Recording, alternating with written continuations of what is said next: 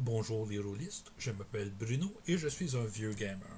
Dans la dernière vidéo, j'ai commencé à parler de Bear, mon lutteur de sumo druide à la Guy, et de ses aventures à l'auberge. Et une fois qu'on s'est fait donner la mission, on a découvert, après un premier raid pour la première partie de l'amulette, euh, les deux parties de l'amulette, une fois réunies ensemble, allaient nous faire repérer euh, les parties de l'épée. Et donc, c'est important d'avoir de voir toutes les parties. On ne pouvait pas choisir dans quel ordre on allait faire les choses. L'épée était perdue, ça prenait l'amulette, bla bla bla. Bon. On fait tout le donjon pour découvrir qu'il y a un autre groupe d'aventuriers qui est passé avant nous autres. Les méchants. Fait qu'il faut arrêter les méchants. Fait que, qu'est-ce qu'on fait? Bon, un petit augure de la part de notre mage nous indique qu'ils sont rendus. Ils ont quelques journées d'avance sur nous dans les montagnes. Fait, c'est les montagnes, il doit y avoir des sapins. Ouais. Y a-tu des sapins dans le coin? Ouais. Je me téléporte à travers un sapin. Téléporter à travers une plante, tu peux faire de la même espèce à un autre. Peu importe le sapin au bout. Je me téléporte. Premier sort de druide de passer. Deuxièmement, ouais, là, faut que je retrouve des montagnes. Je me change en faucon pour voler vite puis voir loin. Ils vont être faciles à repérer. Ils sont aussi nombreux que nous autres, ce groupe-là. Je vais repérer une gang qui marche vers le nord, d'un passe de montagne. Puis, ok. Pouf, j'ai spot. Ok. Là, le restant du groupe est loin un peu. J'ai beau faire un message comme la gang est là, ils ont une bonne distance d'avance. Faut que j'y retarde. Fait que contrôle la température. Je fais pleuvoir. Puis une fois que c'est temps, mais pas trop, là, mais il y a une bonne pluie. Puis avant de caler les éclairs dessus, je suis plus haut dans la montagne et en touchant la surface rocheuse, je fais rock to mud. Ça veut dire de la roche à la boue. Même à mon niveau, c'était gros, mais c'était pas catastrophique, sauf que je suis haut dans la montagne, puis je crée une avalanche. Je suis dans une pente. Je suis assez haut pour que ce soit une pente sévère. Fait que le principe de l'avalanche, c'est bien simple. C'est une pierre qui part puis qui entraîne les autres. C'est ça que j'ai fait. J'ai enlevé les pierres qui supportaient les autres au plus haut. Fait que les autres plus hautes ont déboulé. Ça a fait une avalanche de boue, de cochonnerie. Parce qu'en plus, avec la pluie, genre, ça a fait pleuvoir pendant au-dessus de 24 heures. Là. Pleuvoir à la corde, comme on dit au Québec. Ils sont pas surpris qu'ils ressortent. Ça paraît moins comme une attaque, c'est plus comme un accident. Parce qu'après tout, il y a eu de la pluie pendant un bon bout, là. C'est pas comme si c'était arrivé de nulle part, là. Un éboulis de boue qui tomberait d'un beau soleil éclairé. Louche un peu. Mais plus tu reçois de la pluie pendant quelques jours, tu commences à marcher dans la boîte. Ça se pourrait que ça déboule en boîte en avalanche depuis la montagne. Bon. Ça leur tombe dessus. Il y avait un ogre dans le groupe qui était là pour me contrer, je suis certain. Il y a eu 3 survivants. L'ogre, sévèrement abîmé. Puis les 2 personnes qui ont pu lever, les autres se sont fait écraser par l'avalanche. Et ça, c'est l'interprétation du maître de jeu. Le mage et prêtre, je me trompe pas. Le mage se téléporte plus haut sa montagne.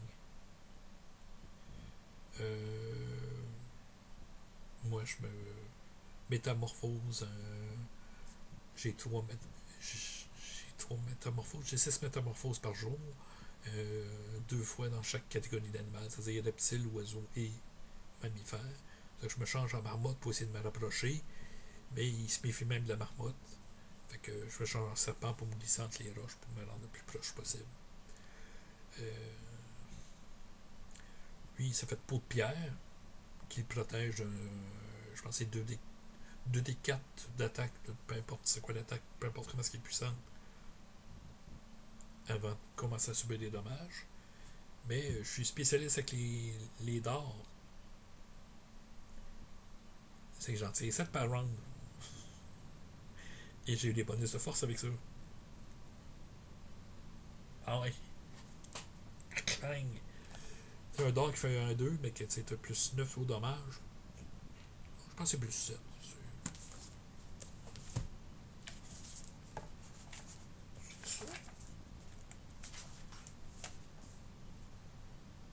C'est plus 7. Plus 9, c'est à 21. Ça fait un petit peu que j'ai pas joué à cette édition-là. Donc, ouais.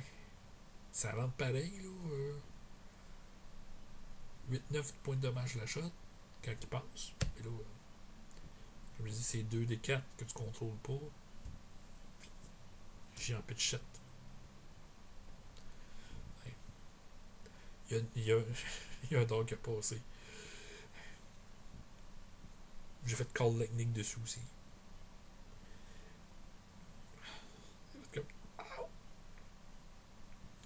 Les autres ont commencé à monter la pente.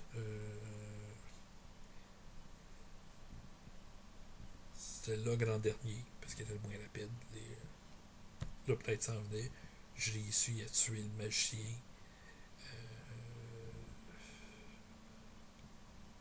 Le prêtre, j'ai cassé le cou. J'ai été en lutte. J'ai fait des manœuvres de sumo dessus. Je pouvais pogner quelqu'un puis faire la prise de l'ours. Puis c'était comme trop des 10 de dommages plus la force. Puis finalement, ben, là, je l'ai chargé avec la masse. Ça, c'était le groupe qui était supposé arrêter notre groupe. C'est qu'après ça, ben, j'ai récupéré la partie d'amulette qu'il avait pris, puis j'ai envoyé un message aux autres, comme quoi, avec un petit oiseau, littéralement. Puis il leur disait, ouais, je vous attends, là. J'ai tué l'autre groupe.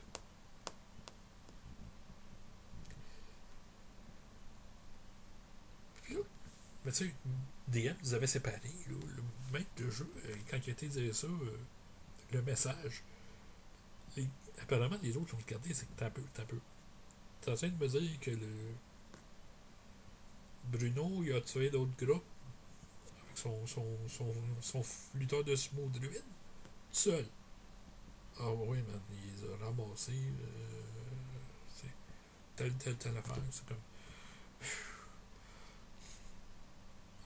Ok. Mais ça provoquait quelque chose là, dans le feeling du groupe un peu. Déjà que ces joueurs-là me suivaient pas mal. Là. C'est moi qui les avais sortis après tout du bordel qui s'était foutu alors qu'on était en train de gagner dans l'autre campagne. Puis là, ben, ok, j'ai peut-être été chanceux, peut-être maître de jeu, peut-être été généreux pour certaines affaires. Mais stratégiquement, c'était des bons moves. Là. J'aurais pu continuer à Canada des éclairs en s'en venant. Là.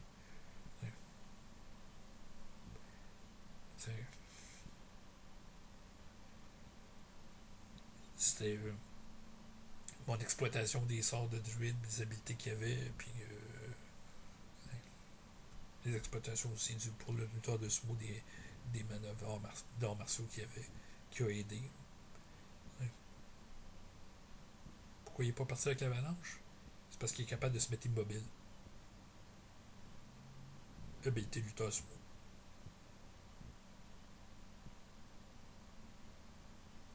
Ça, même si tout le flanc de la montagne au côté partait, lui il restait là.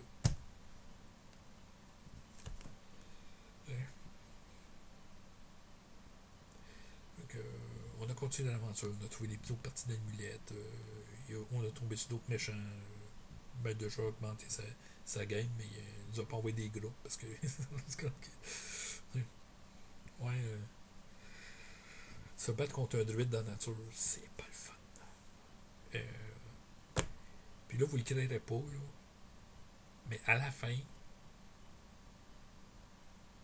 c'est Ours qui s'est retrouvé avec l'épée magique, tueuse de dragons.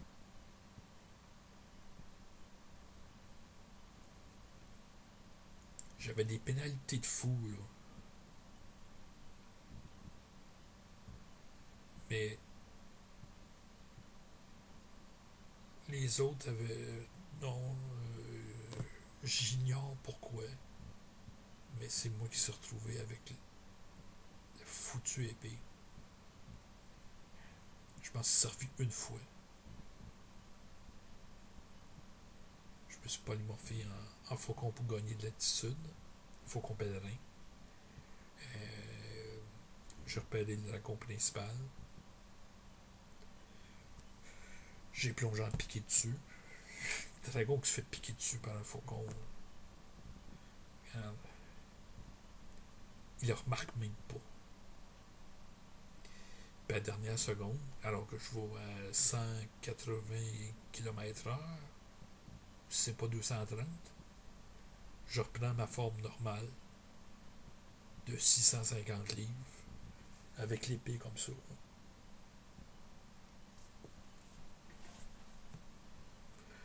Ouais, si je l'avais pas tué avec les dommages de l'épée, c'est clair que je cassais le dos. Non, c'est l'énergie kinétique, la chute. Ouais, non. Ça ne pas faire de bien.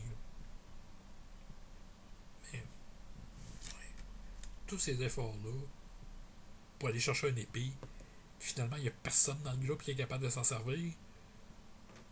Oh, ouais. Moi, j'étais le plus proche parce que techniquement, un druide peut servir d'une cimetière.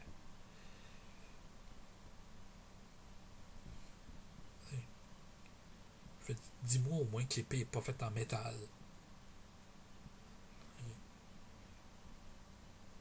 Elle était faite en or. Ouais, j'ai le droit à l'or.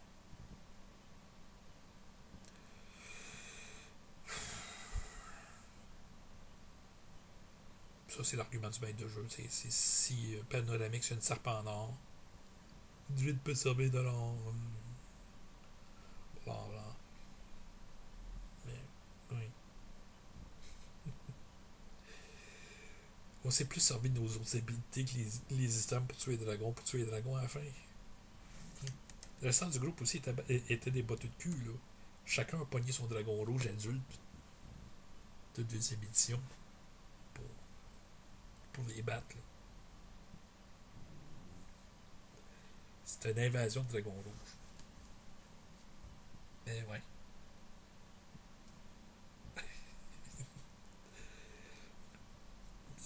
C'était juste une aventure dans 5 parties. Les 4 parties d'items et la bataille finale.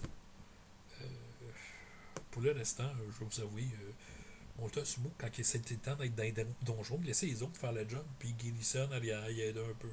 S'il y avait des monstres, ils se battaient, mais c'était plus lui la star, là. Lui, il connaissait rien de ces histoires-là, de pièges, puis d'enchantement magique, puis d'animation de mort-vivant, là. J'ai jamais vu ça. Il a pas couru les cryptes, lui, pour monter sa carrière. Ça m'a permis de prendre faire le backseat. Mais, ouais. C'est pas mal à Donjons et Dragons. Un des plus exotiques pour toutes les combinaisons races, classes et tout ça. Et en exploitant toutes les affaires qu'il faisait, comme pour les autres aussi, on fait ça dans le groupe, on a des résultats assez surprenants. Donc, sur cette vidéo, quand même assez court, ma question c'est est-ce que vous avez vu justement c'est quoi les plus exotiques que vous avez eu comme dans vos parties comme joueur ou comme maître que ce que vous avez permis c'était des règles mais c'est pas dans la normale oui je vais même inclure des affaires comme Planescape, Spelljammer, ou d'autres jeux de rôle. S'il y en a qui ont joué à Rift, si moi vous avez fait d'autres choses qu'un humain, c'est bien le jeu pour le faire. Laissez-moi vos commentaires, puis vos histoires, vos expériences personnelles. Et sur ce, à un prochain vidéo.